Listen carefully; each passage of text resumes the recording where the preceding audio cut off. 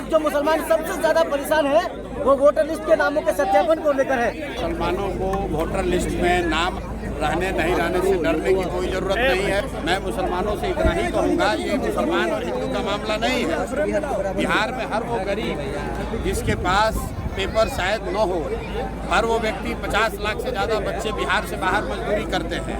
उसमें सभी जाति, सभी धर्म के लोग हैं, सभी वर्ग के लोग हैं, इसलिए घबराने की जरूरत नहीं है। ऐसा होता है, ये एक तरह से भाजपा का षड्यंत्र है। वो कोशिश कर रहे हैं कि वो लोग जो भाजपा के खिलाफ वोट दे सकते हैं उनका नाम काटा जाए, लेकिन ये नाम काट नहीं पाएंगे। अगर आपको इलेक्शन कमीशन अभी आपका नाम काटने का धमकी दे रहा है या आपको डरा रहा है तो आपको लगे रहना है। चुनाव आते आते सबका नाम शामिल होगा, जिसका नहीं होगा उसके लिए हम लोग लड़ाई लड़ेंगे, सारे दल वाले लड़ेंगे। इससे डरने की जरूरत नहीं है। आप डरिएगा तो सब कोई डराएगा।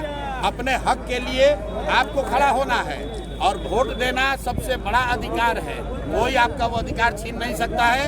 एक बात समझ लीजिए कि चुनाव आयोग को नागरिकता तय करने की का उनको अधिकार नहीं है। सुप्रीम कोर्ट का ये गाइडलाइन है, सुप्रीम कोर्ट का जजमेंट है। चुनाव आयोग किसी की नागरिकता नहीं तय कर सकता है। चुनाव आयोग का काम वोटर लिस्ट बनाना है, वोटर लिस्ट के जरिए चुनाव कराना है। अगर चुनाव आयोग ये कह रहा है कि वोटर लिस्ट ठीक नहीं है तो चुनाव आयोग को जवाब देना है कि भाई 1.5 वर्ष पहले इसी चुनाव आयोग से पार्लियामेंट का चुनाव हुआ है, मोदी जी इसी वोटर लिस्ट से चुनकर प्रधानमंत्री बने हैं। तो अगर वोटर लिस्ट खराब है, गलत है, तो मोदी जी क्या फिर से इस्तीफा देकर फिर से चुनाव लड़ेंगे? और अगर चुनाव आयोग ये कह रहा है कि लोकसभा चुनाव के बाद नेपाल से, बांग्लादेश से लोग आ गए, तो ये बताए कि भाई बिहार में सरकार किसकी है? भाजपा की है, नीतीश की है।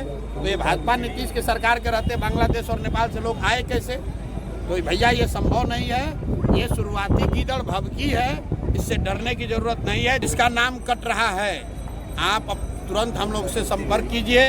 आपको जनसुराज नहीं पसंद है, कांग्रेस पसंद है, कांग्रेस संपर्क कीजिए।